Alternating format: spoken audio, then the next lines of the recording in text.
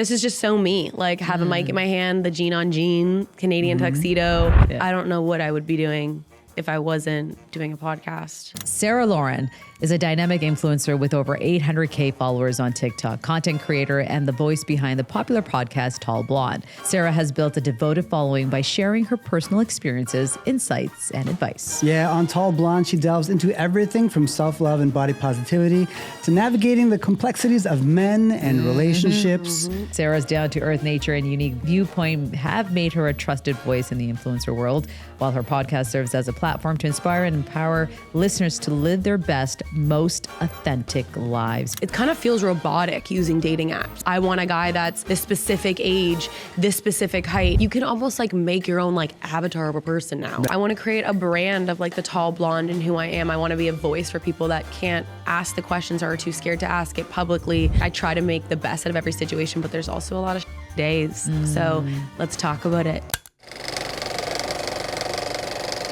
Please welcome Sarah Lauren. Yep. Thanks for having me, guys. We're excited. That was probably the best intro I've ever gotten ever. Like, I'm going to take that and use it. Probably the best Bitches. intro you'll ever get. Every time you're introduced anywhere else, you'll be like, I don't know. Like, come on. It's been done better before. Yeah. You are so fascinating because I went through your TikTok videos yesterday. I started from the first post that you ever did to where you are now. Wow. You probably saw some crazy filters on there. Yeah. A lot of filters, but you're so great at just talking to the camera and being yourself. And I noticed that you started during the pandemic. Yeah. And was that something that you wanted to do before? Was it, or were you just bored and you're like, you know what, everyone else is doing it, so I'll do it too? Like, honestly, I just did it because I took more pictures than the normal person, you know, like on Instagram. And then TikTok was just so fun to watch. And I'm like, I like looking at myself, so why not just make a few videos? Didn't take it seriously though. Like I was still in undergrad at the time. So like that is not where I saw my life going. But I just found it fun at the time. Have you always been like the most unfiltered, opinionated person like in your friend group? Yes, absolutely. I'm the friend that like I go through things that for people to like kind of laugh at, or I'll make a joke about it. Like I take my life, even like the disasters of it, and kind of just find a way to laugh at it. Cause that's life, you know? Like I've gone through bullying, depression, anxiety, things like that. And you have to make it enjoyable because you are the only person that can bounce back from those things. And if you can bring light or make a light of any situation, that's the only way to do it, you know? So I think just me, over time, obviously, I got more comfortable speaking to just wide audiences and to a camera about it. But ever since I was like, as far as I can remember, I've been that outspoken girl. Was there ever a time, like, because when you put it on TikTok, it's there forever, right? When you make these videos and you talk about your personal experiences, in the moment you're like, okay, this feels great. But have you had any regrets of putting certain things out? For sure. Absolutely. Yeah, okay. I had a time where I would say names. And that like you call people out when you're talking about it. Or I give like initials. And then when I didn't have many like followers at the time, so no one really caught on that much. And then once they did, I was like, am I allowed to swear? Yeah. Go for I was it. like, shit, like I'm sorry I kind of threw you under the bus, and now you're forever gonna be, you know, in my content, which I feel really bad about. But now I just make up names. But I mean, like, you do get backlash and stuff, and I do regret some of the things that I've said. But at this point, like, I've said so much that I've almost like dedicated my life to telling my life online, that a lot of people either don't want to be in my life, whether that's guys or some people that are like, hey, don't share this or whatever. And that's kind of the negative of it. But at the same time, like, for me, I don't care. Like, you can, I'm an open book, and you can basically get any information you want off of my TikTok. Yeah. It's interesting. You go through, you tell so many stories, and obviously over the years, things can change based on your situation in life. Yeah. What's something that you really believed about relationships when you started doing this that is kind of like the 180 now, or has changed? Yeah, I mean, a lot. Like, I live and I learn, and I have gone through a lot. Like, the reason why I tell my stories is because they were so dramatic at the time. I went for athletes, I went for these public figures, and, you know, there's a lot of drama that happens there with cheating and things like that. And I was like, oh my gosh, I hate men. And not to say that I don't not hate them. Like, you guys are great, and I'm still gonna go for you, but it's just like, there's a lot of negatives with men. A lot of them lie, a lot of them cheat, and I've only had not so great experiences that I just thought that they were horrible. And now I'm like seeing the bright side of some, you know, and like some were bringing me peace and understanding that there are some good ones, and I'm sure I'll probably get married someday. But when I started making it, I think I was like, like I just can't. So let's break this down because I need to know. Like, it's a bold statement. Okay, what happened? What was that moment that you're like, men suck? Well, I've had 3 relationships, like real relationships, and a lot of situationships because that's just, what's happening nowadays. And I got cheated on for 2 of the 3 long-term relationships. And one was with a best friend.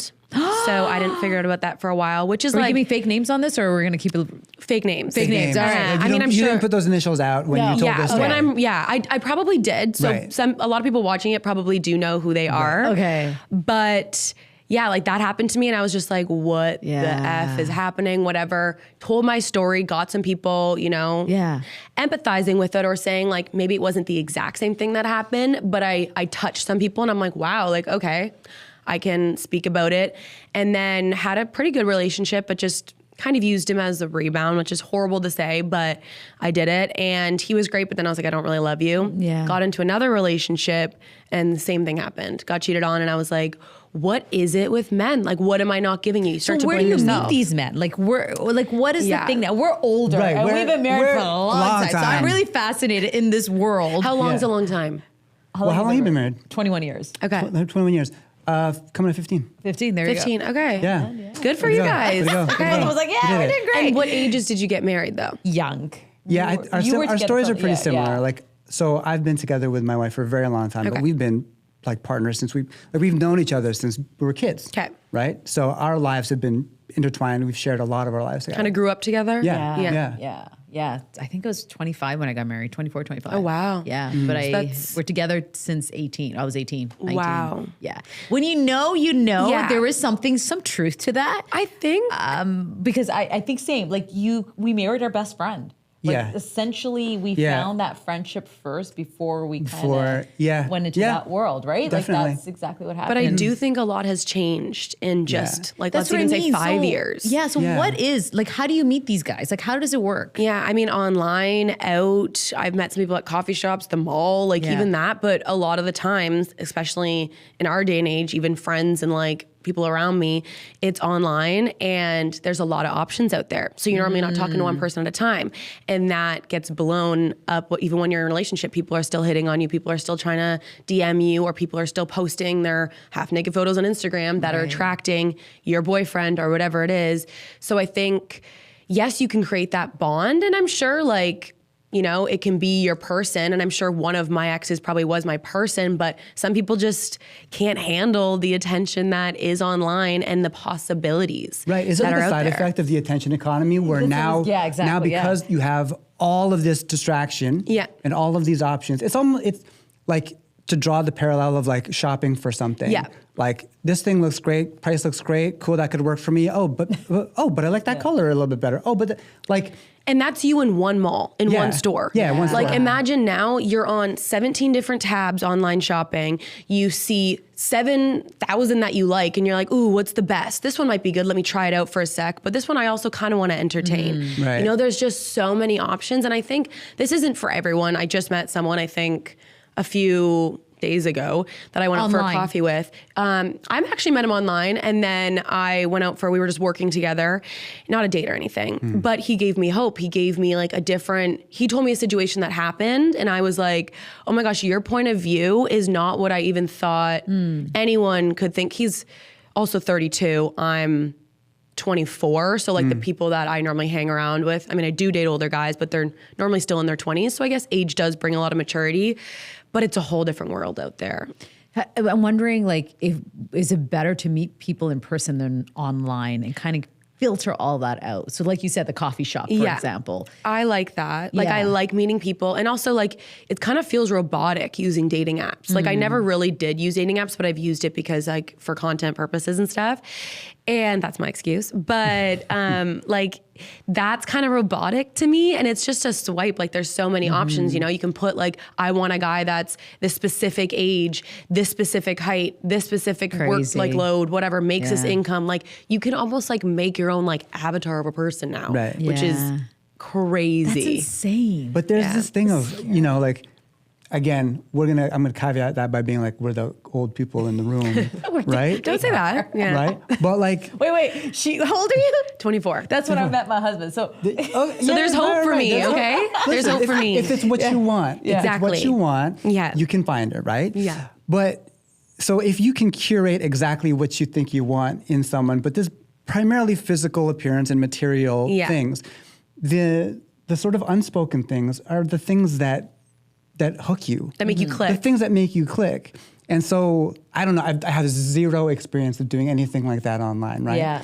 You never use dating apps? No, they weren't around. Okay. They weren't around. That's what I mean. Like when we met, it was like you had to go out. Like you would have to go play golf, or you would have to go to the coffee shop. It was even never the online. idea of like being out and like being at a bar or whatever, sometimes you could get a thing like, oh, this person across there. Like, I like the eyes. You're making that like intimate eyes, like you're flirting with them. The moment you're in sharing space with someone, it's kind of when you felt like, okay, right? It's a feeling. That's not very good for an audio podcast, but I think they get it, right? Yeah. But it's interesting because you said you have so many options, you don't want to give up those options as well. You want to give it a try. That's why people don't want to settle down. Right. That's why they don't want to get into relationships, so they'll have a situationship with 4 girls from 4 different countries. Hard. Yeah. That is so difficult to do. But it's fine. Like, I think right now, and this might be not what everyone agrees on, but right now I don't want a relationship. Right. And I'm liking the fact that there are people that are open to just talking, having fun with. Of course you want attention. Everyone wants attention. That's why people post on social media. That's why people like search and go to bars and things like that. It's kind of nice. Like, I'm talking to a few people, not leading anyone on, but it's like I'm getting a taste of people that are, you know, from different areas of life, and I can just see that and have them entertain me. I entertain them. Like, that's kind of fun for me, and I'm in that phase, but it's like when you want to settle down, that's when it's not fun. When do you think you want to settle down? Right now. Because you went through 3 relationships, right? And I'm feeling that because of the experience you've had from that, you kind of don't want to even go there. Yeah, but like I see my brother's in a great relationship. Some of my friends are in great relationships. My parents have been married for like almost 30 years. Like, I see what love could be. I love love. I'm a sucker for love, but I just think right now I'm not even ready. I talk crap online about boys every single day. Do you think someone wants to date me right now? No, like they're like scared that I'm going to say the one thing that they do that's like weird to everybody. So I think right now it's just not for me. And I think sometimes, especially if you're doing things like talking online, maybe settling down into a relationship isn't the best move. And I think for me right now, it's probably not. Because of what you say? Because of what I do, what I say, how much I go out and I'm social right now. Also what you want. Yeah. So if it's something that you don't want, then there's no, you don't want to pour all your energy into something that you don't want for yourself. They have to knock me off my freaking feet if they're going to get me to go on a date on like a Tuesday when I have an event that night. You know what I mean? Yeah. So cool. Yeah. I'm learning a lot. Like, it was so, I hate saying this, but it was so simple in the days where you would be easy to meet people, right? And I think there was this thing where you do just focus on that one person rather than shopping around. Sure. You mean back in the day? Back in the day. You mean back in the day? I guess, you know what? I don't know. I think my view of it's like, it's individual to the person. Yeah. Like, you have the option of seeing whatever, 5 people at the same time. You have the option of trying to pour energy into one person if you really want to make something work. Yeah. You have more ability to actually explore those things than before you could find people online, right? You had to go see them in person. Yeah, and I think also, like, for some people, they hate it, right? Like, some people are just trying to settle down and like the, like, if you want to call it old school way of dating, just one person.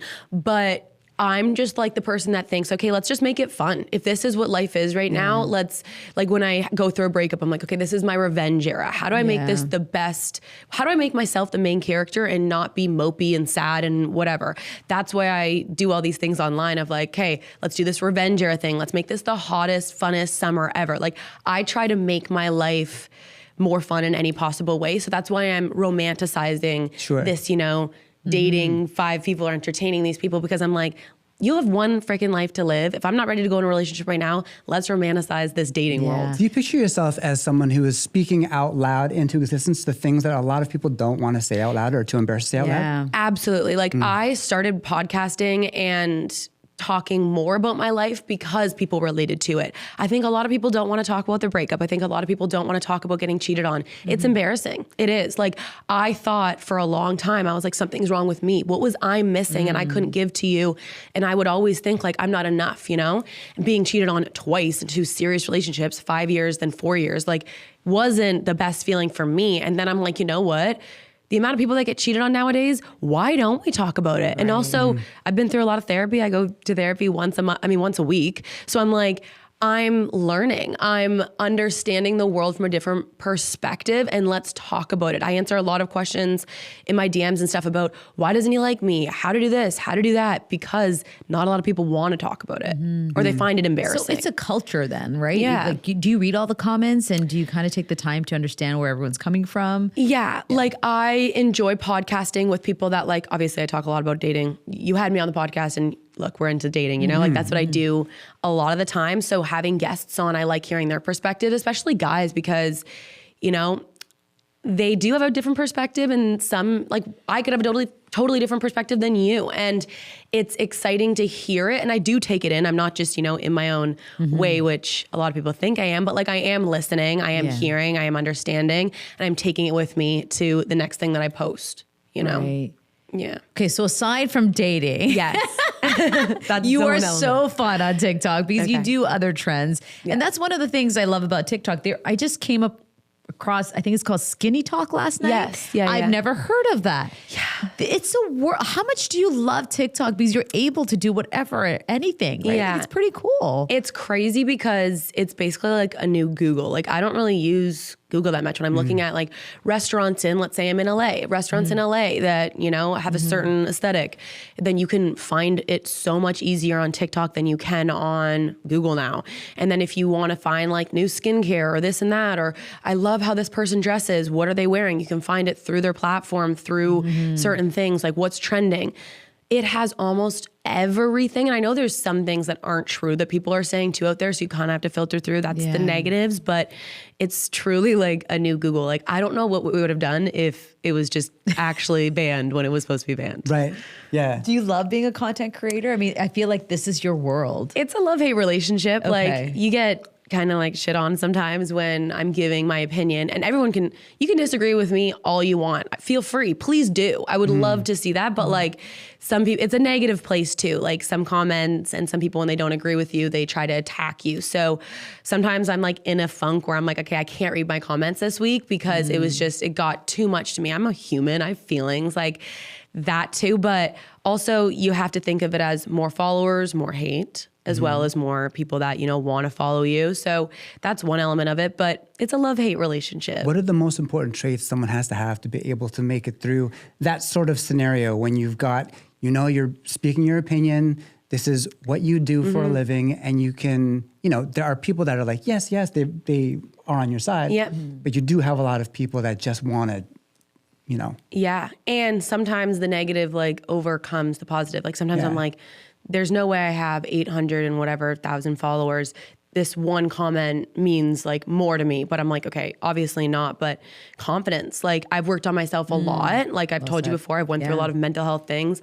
I wouldn't be able to do it if I wasn't this confident and didn't love myself enough. Yes, I'm insecure about like physical things sometimes, like weight or skin or whatever that may be, but I love who I am and what I stand for, and I know I'm a good person.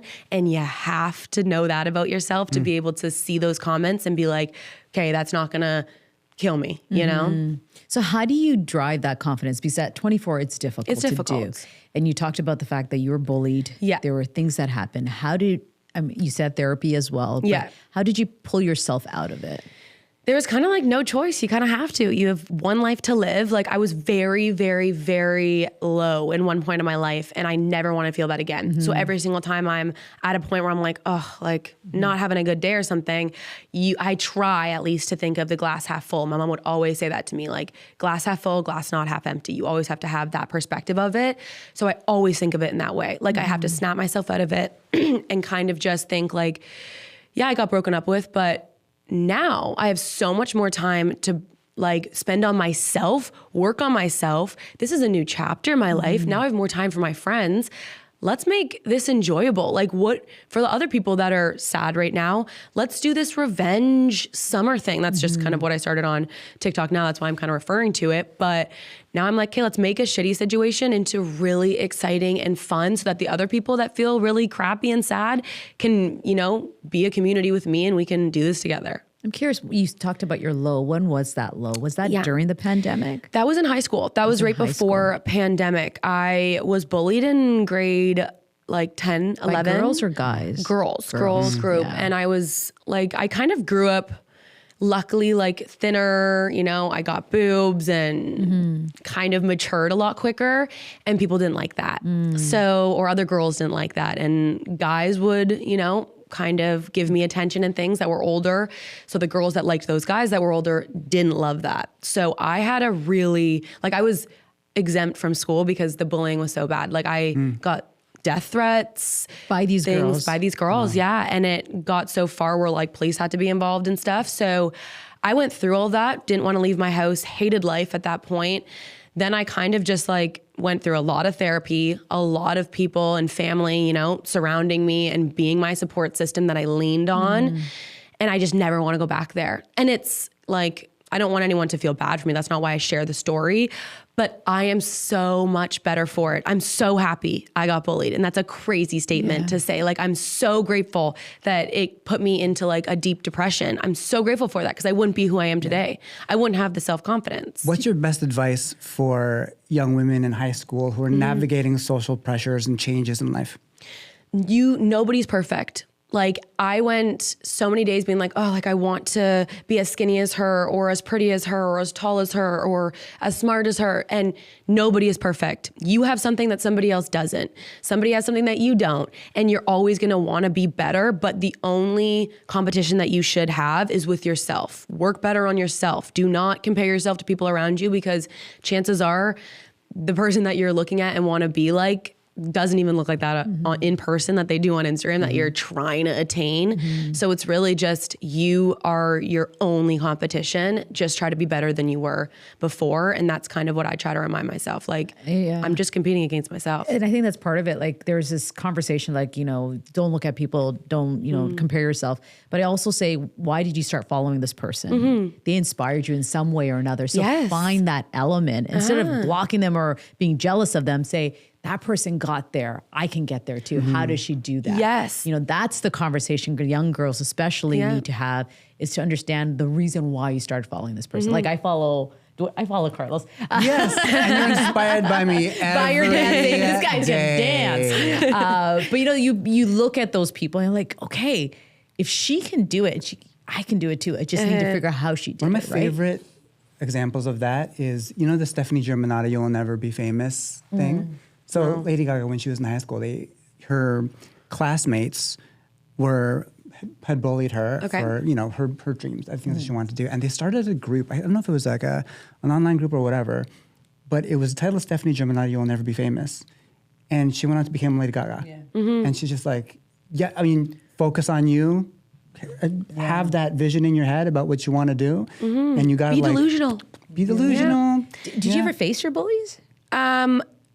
I was so low. I wouldn't even leave my house at the time. But at this point now, have you? Now, you know, I don't really want to see them. It takes me back into like I don't like going back to my hometown that much because it reminds me of all of that kind of stuff. So I don't go back as much. And if I do, I'm going to my family home and seeing my family and my hometown friends.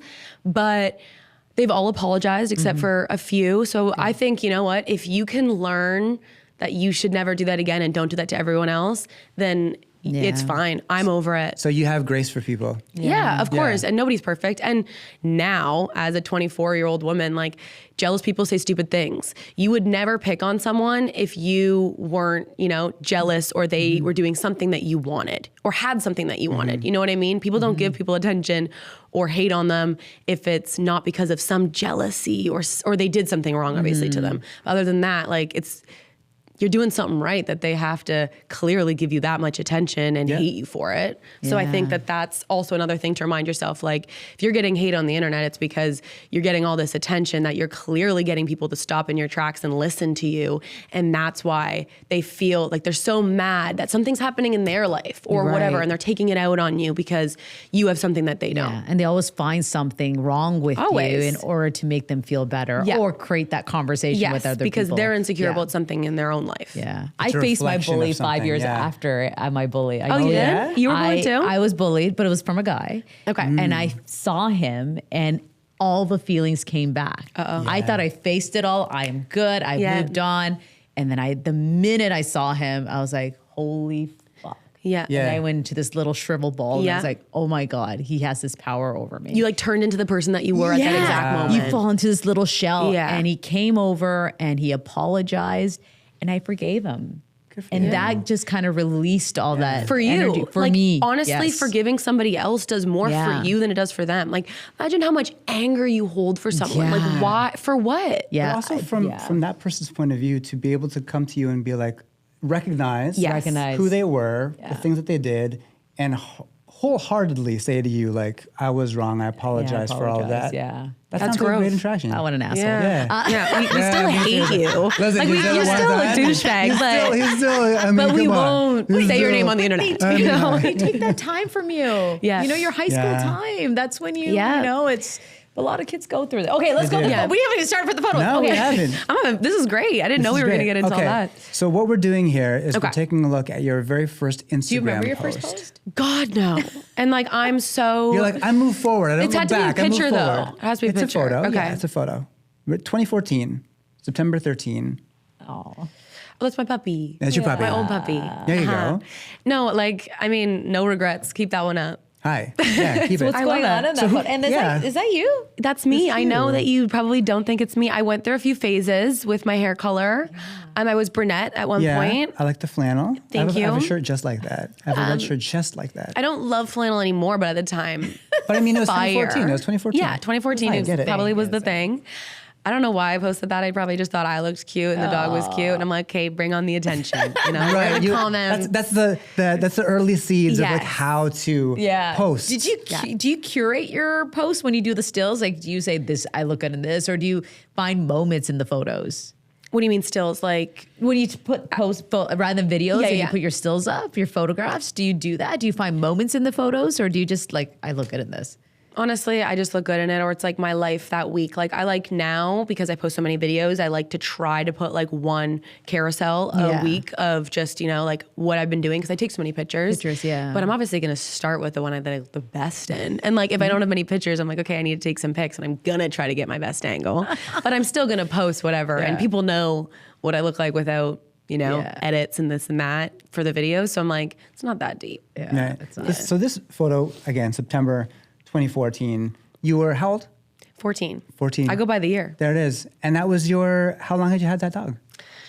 I had it for, well, it was a family dog. Yeah. 14, I'm not going to be owning my own dog. I still can't own my own dog. But we had it for 7 years, I think.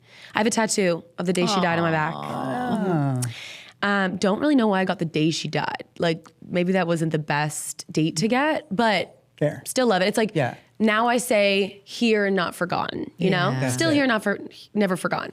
Oh. But you have a dog dying. It's just like, oh, it's so sad. And I mean, we are a golden retriever family. Like we have 2 now after the last one passed away. So if I ever get a dog, like it's gotta be. It's gotta be a golden. I feel like when you start off with a family dog, you just stay with that breed. Yeah, you don't want to like just experiment with another dog and try figure out how to know. No. And like I cannot do a small dog. Like yappy, and I'm loud enough myself. I do not need something loud around me, you know? You need like a mastiff. Yeah. Like a Great Dane, like a big old dog. One that's like almost the size of me. Yeah. That's it. I don't need a man, I need a dog. You need a dog. I love that. Okay, you can pick one of the photos. Okay, I'm scared. Are these all old? I mean, no. Okay, this is a good one.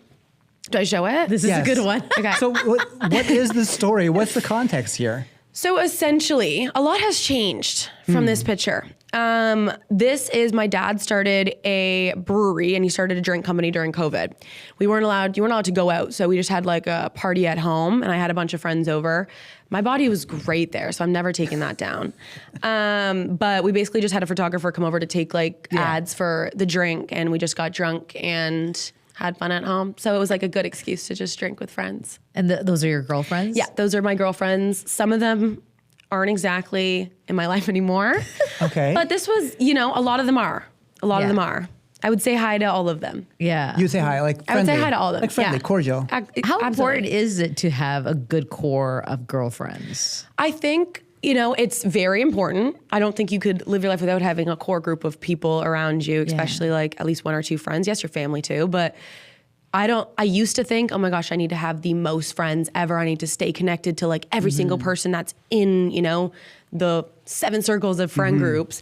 But now I'm just like, I don't need to be friends with people just to be friends with them or have 20 friends. Like I've kind of matured, I want to say, in a sense of I can have only a few friends and be happy and content with that and just check on them. So like you had mentioned earlier, when you're curating like a dating profile, you can pick like height, like hair, all the different things that you're looking for in someone that you could potentially date. If you're doing that for a friend, if you're curating like a friend profile, what would be included in those checklists? I think loyalty is like the biggest thing in the world for me because I am so loyal. I think just like compassionate, like understanding and trying to put yourself into somebody else's perspective, especially a friend, like you need that because you're not going to go through the exact same things. None of my friends do social media, but being able to understand when I'm having a low day because I'm getting a lot of hate online and just putting themselves in that, I also think is like very rare, but just so important. And someone that like frees up time for you, can be there for you. And it's not like I have a lot of people now that I'm on social media and so social and so socially active that they want to be friends with me because I do all these things and I get all this attention and I have all these opportunities that I now am so grateful for the people that would just come over on a Tuesday and hang out and chill with me for 2 hours and do nothing, not post anything online, not be seen on my socials, like be okay with just being alone with you and not need to do anything with it. Was that a long process to figure that out for yourself? Oh my gosh, I think I probably only figured that out like within the last 365 days. Really? Yeah. I was chasing after, more people, more friends, more fun. And I think I finally got to a point, especially therapy helped with that, but you can be friends with different people. I always think of it as, okay, you have your core group and then you have the rings above it where you can have people in different areas of your life that maybe some people you tell good news to, maybe some people you tell everything to, maybe some people you just confide in for advice, maybe some people you just go out with on the weekends. And it's okay to have friends in those circles, but you have to kind of understand that and understand who they are in your life. Does that make sense? Yeah. You kind of answer this, like, what do you find in a best friend? Because your best friend, your first one kind of screwed you, right? Yeah. Are you scared to share your life with others now? Yeah. I mean, I was very scared to share who I'm talking to and who I'm seeing with my friends because I was so brutally disrespected by someone like, I didn't know that they were hooking up on the side when we were dating. Like I had no idea till months and months after. So then I was just like kind of cautious with whoever I would bring around, who I was seeing or who I was talking to. My friends know point blank period that you do not text my boyfriend, like just don't, because it's a trigger for me. And my boyfriends or whoever I'm seeing should know that too.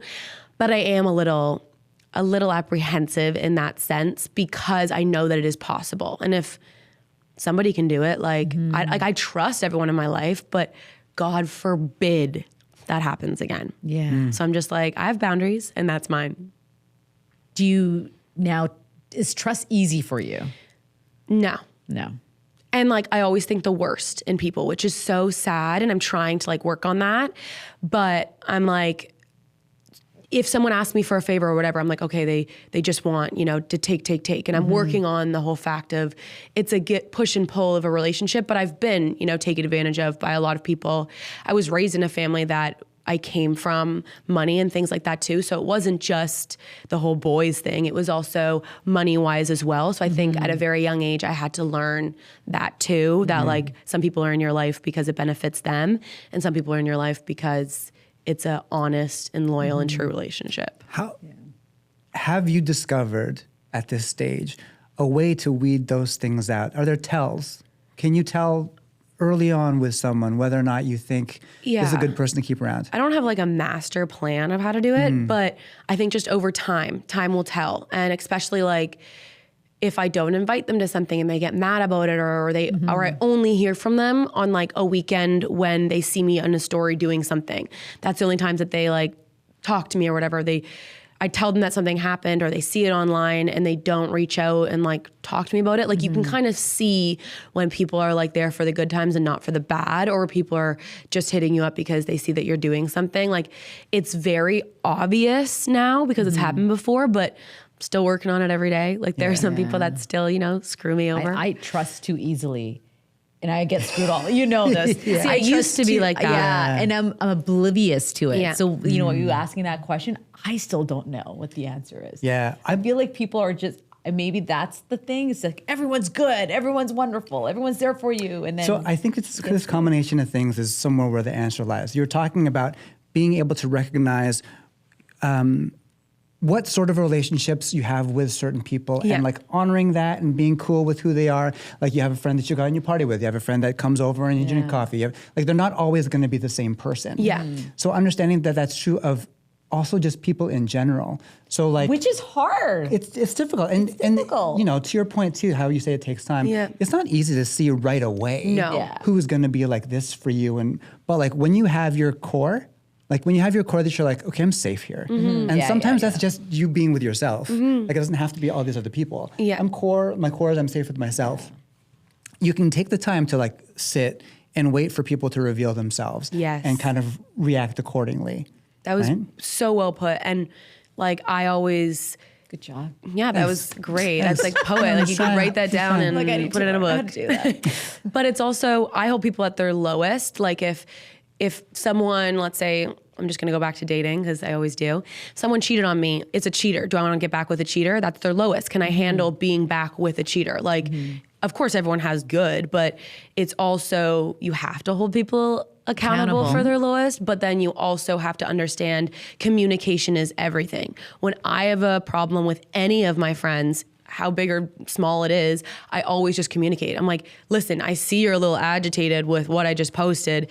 Are you mad that I kind of gave a little bit more information? Like I can see, I'm very observant. Like I see everything. So just tell me, talk to me, communicate. And then if you tell me what upset you, I'll make sure to not do that again. And if I do it again, then you have a problem with me. But just talk it out. Like communication is so key. And I think that's what this generation is about, because that's not our generation. I know. We don't talk about it. Yeah. And when you do bring it up, it's considered disrespectful, right? Yeah. So I love that you guys, this generation, is able to do that. It's not everyone. It's not, but I feel you guys have a way, I don't know if you guys were born with confidence, I don't know what it is, but you have an ability to hold your ground. Yeah.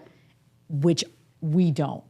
And I feel it's interesting because I have two daughters and I see it. I see them speaking up for themselves, which I would have never have done. Yeah, I mean, but a lot of people don't too. Yeah, it also comes with age, I think, but because I was in a low, I think now I'm so okay with being so vocal. Yeah. And like, if you're going to hate me, hate me. And I had a situation where one of my best friends got cheated on and, they went out and saw them and she didn't want to talk to whatever. And they were in a fight. And I was just like, you know what? You've been through enough. Yeah. Let me be the bad guy in this situation. And I'm okay with that. Like I feel for people because I can put myself into their shoes, whether it was the exact same situation or a different, but now I'm just like, whatever, if you want to make me out to be the bad guy, sure, but I'm sticking up for someone that I believe in and I believe in what she's doing and I do not want to see her hurting anymore. So let me kind of talk shit to him a little bit.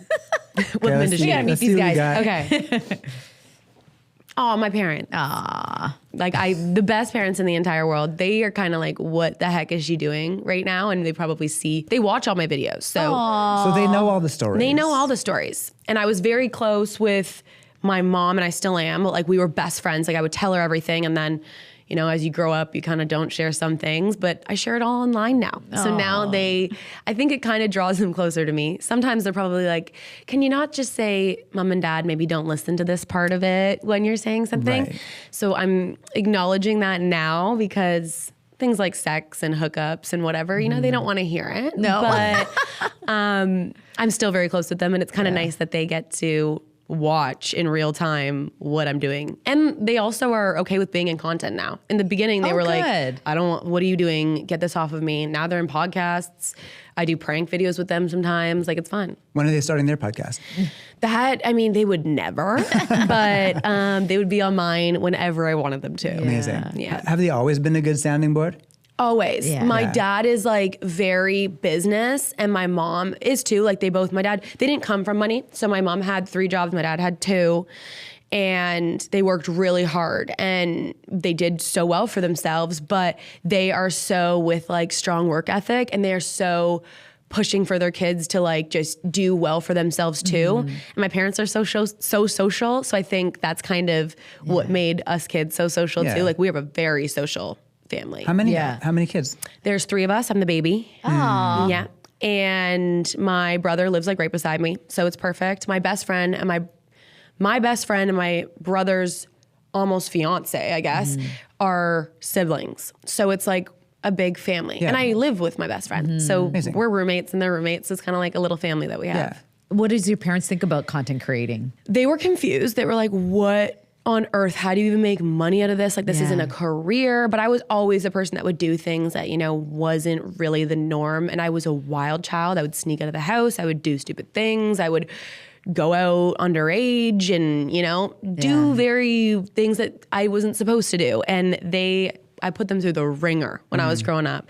But they've always believed in me, and they're like, okay, if this is what you want, then we'll help and we support you. But like, it's gonna come to a time where we need to see this come to a place where you can just do this full time. So I still don't know if they get it 100%. And there was a ebbs and flow of a way of like me being mad at them almost a little bit, being like, how do you not believe in me? But they just didn't understand what social media was and how you'd even make that a career. And I did fashion. Is it lucrative for you now? Yeah. So essentially, obviously I could make more money.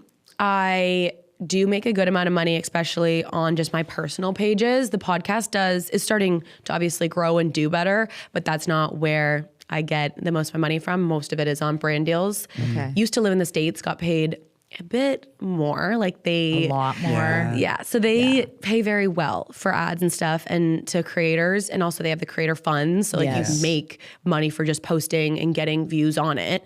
Kind of like a YouTube way it works. But so it was a bit of like, oh shit, moving back to Canada, like why did you move back? Was it because I miss my family. Honestly, I miss my family. I miss my friends. I loved New York. It was great, but it was like so hard. I moved there not knowing anyone. So I moved there and I had to start over. I was 21, I think, and not start over. Like, I had friends, but it's expensive to come visit New York. And because of the visa situation, I couldn't really go back as much as I wanted to. So I was like missing that whole life that I created until 21.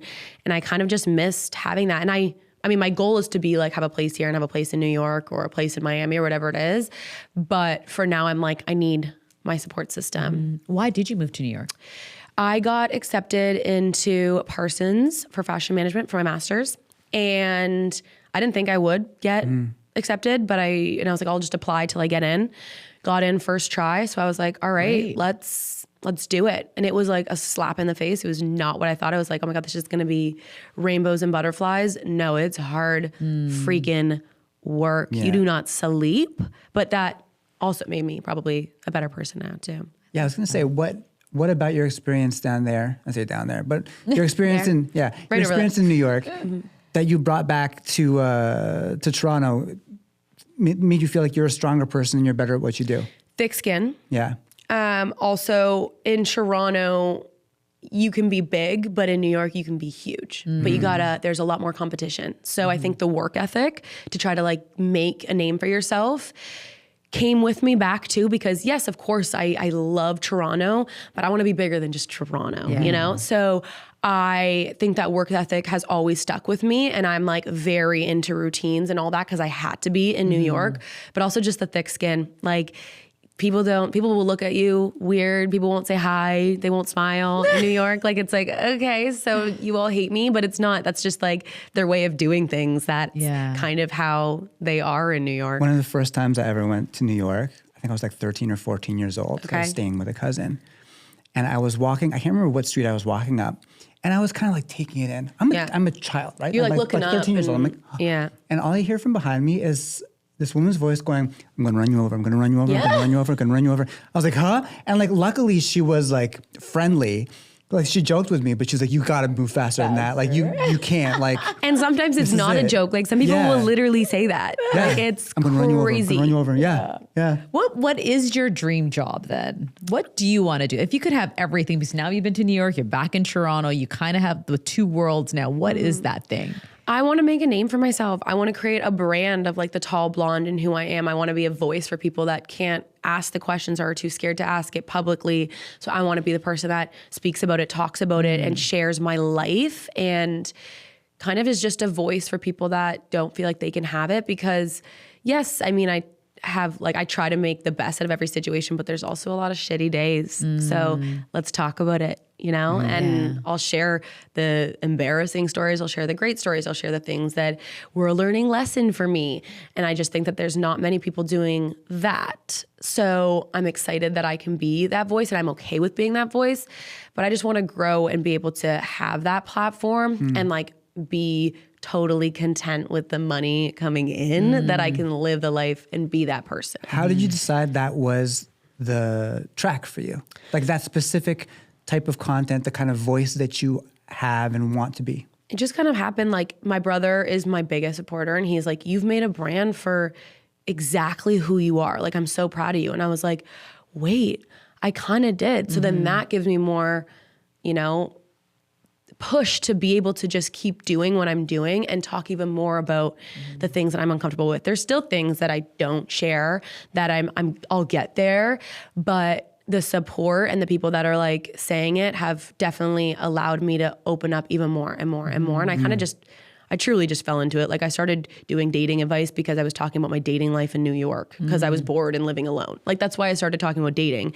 Then, because I mean, as a girl and a girl that loves boys, I would talk about my friends to that too. So when someone wouldn't answer my FaceTime, I'm like, okay, I guess I'm making a TikTok about it and see what the people want to say. But what a great intersection of things. Because even like at the beginning, you started asking all these dating questions. It's fascinating for a lot of people. Because like you said, people don't, maybe unless you're with your closest friends, you don't really tell the stories of all the ups and downs. No. About what's how going on, you got through it. How you got through it. And there are lots of puzzles for people that they're trying to figure out with regards to how do I get the thing that I'm looking for, and is that thing that I'm looking for even the thing I should be looking for? So just to be able to talk about it, expose the stories. I just see you now, Sarah, having a boyfriend coming up that you're gonna fall in love with. You think? Because we're putting all this. Tell him to wait a year. Tell him to wait a year. This is my man. I don't have. Did you hear me? I'm building something. I'm like, I don't have time. Right I know, it's just so fun because you know when you speak to the other side of it. Yeah, chance of it. Anyways, no, I know. In a few months. Yeah, I'll be like, listen, you were right. I hate to say it. I was just walking down the street. Summer, right? Yeah. Who knows? Who knows? But give me the summer first. I need like a revenge hot girl summer. You do your revenge hot girl. But who inspires you?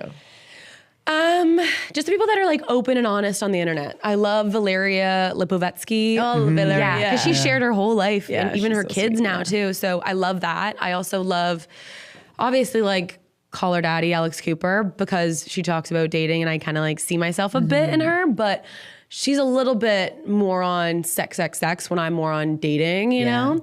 But Alex Earl, like, she's a big one, obviously, on TikTok that shares uncomfortable situations, comfortable situations. So I think just the people that I see doing it every day and sharing, and Mel Robbins. So she's a life coach, and I let them. Yeah, the let them theory. I just graduated life coaching because good for you. People were like, why do you feel like you can speak on the internet? I was like, watch me. So I got my life coaching certificate. Have that. And how does that work? You know, I don't know yet. I just did it to do it and be able to say it. But I guess I could use it as like a way of doing like one-on-ones, because people always ask me like, hey, can I talk? But I'm just, I don't know. I haven't implemented that in my life yet, but I definitely could. But like, let's say all this fails, maybe I'll be a life coach. Got it. Yeah. Oh, Tall blonde. Tall blonde, there you go. So this is my favorite picture ever. This is, I think I was hungover this day, which isn't great, but editing helps. Right. But obviously my cover for the pod. And how did you decide on this exact photo? Of course, being your favorite photo ever. Yeah, I mean, I did a lot of like, I did modeling when I was younger, so I'm like, I don't really care. Like, take a bunch of pictures of me and I'll figure out a way to pose. But this is just so me. Like, have a mic in my hand, the jean on jean, Canadian tuxedo. And I don't know, it's just very my full glam. And it's how I want to look every day. I don't look like that every day, but I like it. So the podcast, is it an outlet for you? It is. Yeah. Obviously, you go through weeks where you're like, ugh, I'm sure you guys understand too. You're like, I'm just so not in the mood to be on and like behind a camera and do this and this and this.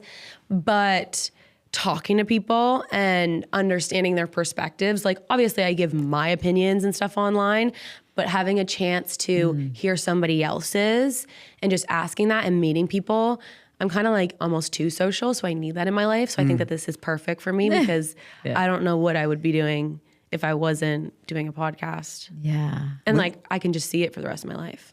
Oh, when wow. you are getting ready to do your show, getting ready to record, do you have like a prep ritual? No. So I was kind of thinking of that on my way here because I was like, oh, I haven't been on somebody else's podcast for a little bit, which is crazy because I have a few other this week too. But I'm like, maybe I should like make a motivational pep talk for myself because I'll just put on rap music and that's like, you know, bad bitch vibes, like be that girl, whatever, boss woman. But I'm like, maybe I should do that because I would love to listen to like a quick 7-minute audio of someone being like, you did this, you are where you are, you're better than you were yesterday, put it all out there. If it goes bad, it goes bad. If it goes great, perfect, you know? So I think right now it's just rap music, but hopefully I'll make that soon. That's good prep. Yeah. That's good prep. I'm just like, I just need for a night out. Yeah. Well, I think we all do that in the car. What do you listen? You listen to all. I listen to all sorts of stuff. All sorts of stuff. But so what's interesting is where we're coming from, the world that we came from not too long ago. Before you get on camera, you're getting prepped. Yeah. What's your prep? Someone's doing your makeup. Oh, This is for like in studio work, right? Entertainment stuff. And when you're on camera, you are a version of yourself. You're almost playing a character who is delivering this information. So there is a brightness to you, there is a directness, and there's a script, right? So you're playing a role a bit. How much of you is like on the day, like you said, I gotta listen to rap music to get me whatever, ready to go. But how much of your actual self on that day do you allow yourself to bring to what you put on the mic? I love that question because I had a meeting with someone that like was pitching me for a reality show. And he's like, okay, I've done my due diligence. I've watched you on TikTok. I've watched all your content. And then I've watched your podcast. You're a little bit of two different people. And I was like, well, I'm on TikTok and social media, the person that I'd be with my best friend when we're, like joking off each other and like in that giggly, goofy mood. That's still who I am, but you're not like that all the time. And I obviously want to be so intriguing that you're going to stop the other millions of videos to watch my full video. But on a podcast, I'm truly myself. Like, this is exactly who I am. I can't fake it. Like, I come on here. How could I? If I was doing this every single Thursday, like this is a genuine conversation and there is no point of me. Yes, I want to be amped up and whatever. I don't want to be yawning on screen and that's kind of why I put that. But I also want to be confident and that's why I do the rap music.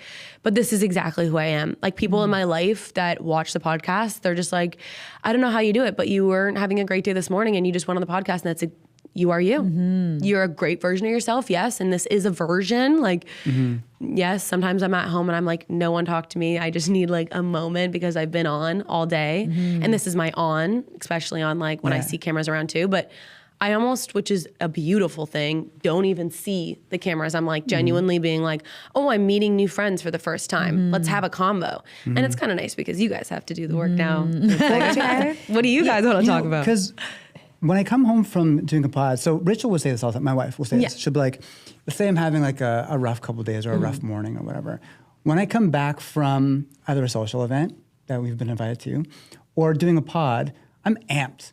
Yeah. Like I am in a better mood. Yeah. I am like overall, I feel for myself like a better person. So for me, my battery is recharged by doing something like this, social, right? I feel like that's probably exactly me. Yeah, It's your drug. Yes. sure. And like some of my, like even some people in my life are like, how are you like so much energy? I'm like, no, like if I'm in not so great of energy, I need to go somewhere, whether it's a workout class or an event or a function, whatever, to get that energy. That's what refuels me. Exactly what you're saying. Like after a podcast, I feel better than I did before. So it is crazy. And I have anxiety, but I get anxious when I'm not with people. So when I'm with people, that's what like really is where I'm my most happiest. And like you said, recharged. Yeah. Who's your best teacher? Like the person that taught you to be yourself?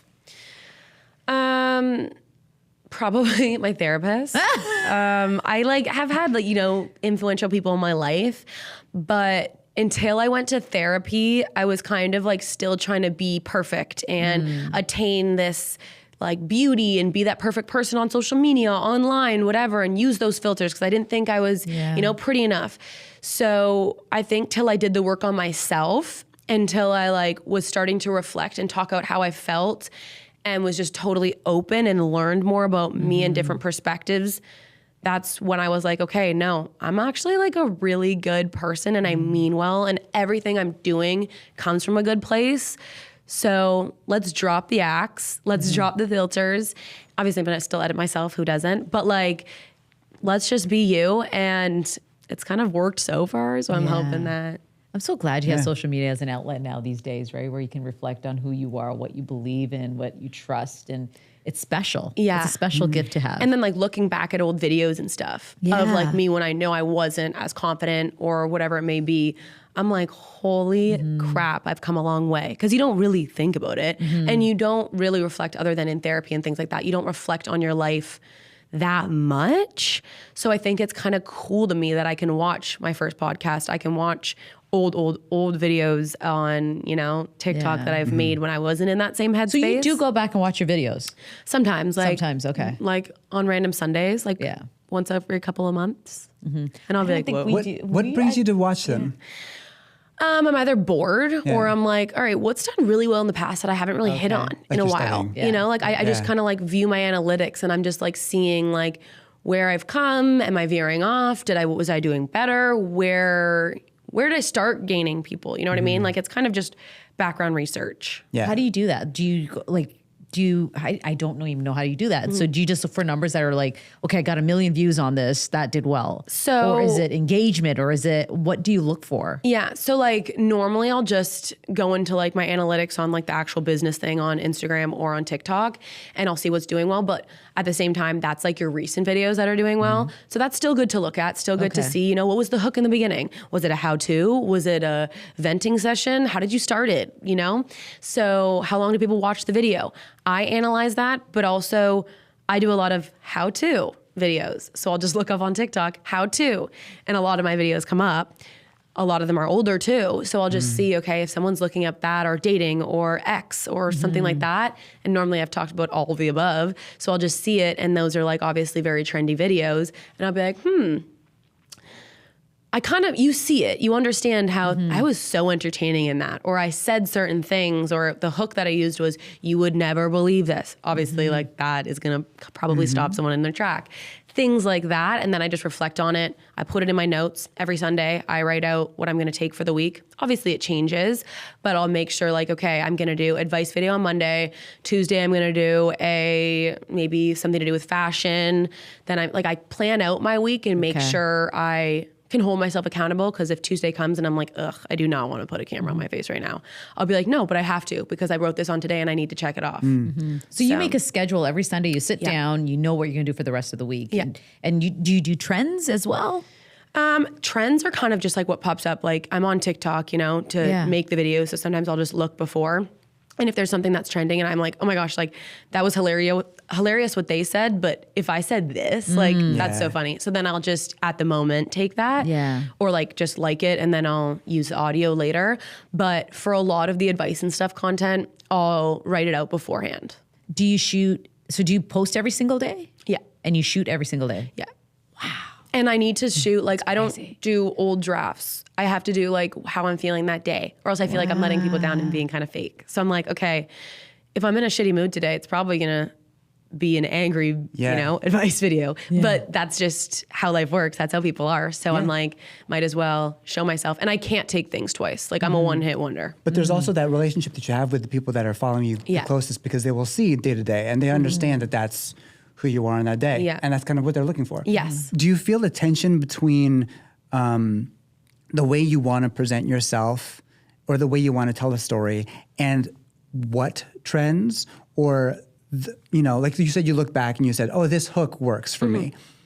If you feel like, personally, I don't want to say these words, but these words bring people in, is there a tension there where you're like... Yeah, like I'll never go out of my comfort zone, but like what even is my comfort zone? Like I say just about everything. So realistically, there's not much I wouldn't talk about. So I'm kind of just like, if I'm staying true to myself and I believe in what I'm saying, I'll post it. I'll take it. But I'm never going to be like, okay, well, this audio is working and I'm just going to use it because it's working and I don't like it or I don't believe in it. Like, but there's so much out there that you can say, do, whatever. You're not going to do something you don't want to do. Right. Yeah. So it's a full-time job. It is. It's a lot of work and people don't get it. Like people are like, okay, you just put your makeup on and you take a video and you're done work for 15 minutes in the day and then that's it. And I'm like, I wish that'd be great. Oh my God. Well, actually, no, because I like being busy. But like, I'm working 7 days a week because I have to do these, like everything during the weekends too and things and content. So I really don't have a day off, especially on like, even I went on a family vacation or even during Christmas and things, I'm still posting every single day because that's when people are mostly on their phones. Right. So like, I don't remember a day that I have just been like, no social media, no nothing. Would you try that? My therapist has told me to. She's like, sometimes you're just going insane. You need to like have a break. Like it'll be good for your mental health. And I'm like, I can't though, because even if I'm not having a good day, I'll still talk about it or I'll take like a really short video and I feel like I'm letting myself down. And I want to post every day. Like that's the goal. But it's like also your outlet. Yeah. So for you to not post and to not talk to the camera would be taking the outlet away from yourself. Absolutely. And I also like, sometimes I'll give myself the morning, like I'll give myself till 2 p.m. to, not even go on my phone or anything. Also on Mondays, I set myself up for like, I have therapy, then I have my meeting with my manager, and then I edit the content that I've kind of planned because she'll be like, kind of like this idea, but what if? And there's always an idea that somebody else has for your idea already. Yeah. So I'll kind of like tweak it and then I'll go on to like social media and putting my face on and doing whatever, and kind of going on with my day. But in the beginning, I like to start the week with like, okay, the prep, the cool down, the making your mental state better and things like that. But that sounds like a healthier approach rather than just randomly letting your phone dictate. Yes. Right? Yeah. And it sounds like you do everything yourself too. Yes. That's everything, crazy. Well, for the podcast, I have a team. And they like, I send the timestamps and they'll edit it out for me and I'll give them, what I want the reels to be made of and they'll make them. So I'm the creative behind it, but I have someone to help me do that. Thank God. Yeah. Because that's too much for me. But everything else is on me. That's crazy. But it's fun. Like it's my brand, if you want to say that, is truly me. Like 100% me. Every single thing I say, every single thing I talk about, every single guest I have on is all because I've done it. So it's kind of fun. True control. Living life. I love that. Doing it. Yeah. This has been awesome. I know, we've learned so much from you today. I don't even know how long we've been talking. It feels like 10 minutes. I know. But yeah, you really are the essence of what we've been trying to do here at Click and Tell, is to educate people about what it is about content creating. Well, there's a lot that people don't know, right? Yeah. And we learned a lot today. And, we've been in television for how many years? I don't know, 20, 500. 10, what? Yeah, 500. So how long have you guys started Click and Tell? We started talking about it a year ago. Yeah. Okay. Last April. Yeah. And then we launched in December and this is it. We want to teach, we've interviewed how many celebrities? Yeah. but really what is a celebrity and what behind the is scenes. Influencing, right? And it's a whole new world for us. And I want people to learn from that and tell your story. Yeah. And you're kind of asking the questions that I answer. It's like, what do people want to know about these people, but they can't ask themselves? So you're giving that platform for them to watch, which I think love. you taught a lot of people a lot of things today. Good, so hopefully. thank you for that. Yeah. Very cool. Yeah. And we got to find these two guys so I can beat their ass. Yeah, okay? please do. Okay. Oh my gosh, I will throw them your way. 100%. Physically. Wicked. Thanks so much. No, thank you. Thank you.